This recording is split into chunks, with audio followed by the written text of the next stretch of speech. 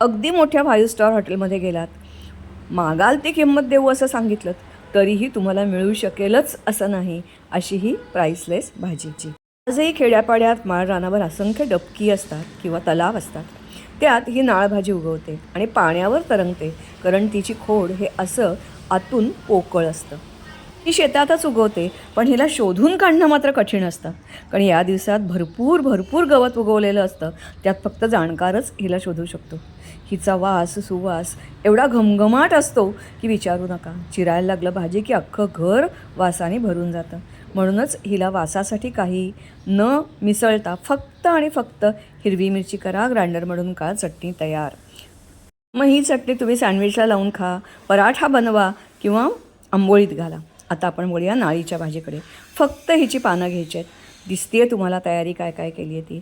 फोडणीला अगदी नेहमीप्रमाणे फोडणी करायची आणि अर्थातच प्रथम कांदा टाकायचा. कांदा किंचित लालसर झाल्यावर त्याच्यात लाल तिखट टाकायचं, भाजी टाकायची. अक्षरशः 1 मिनिटात ती विरघळते.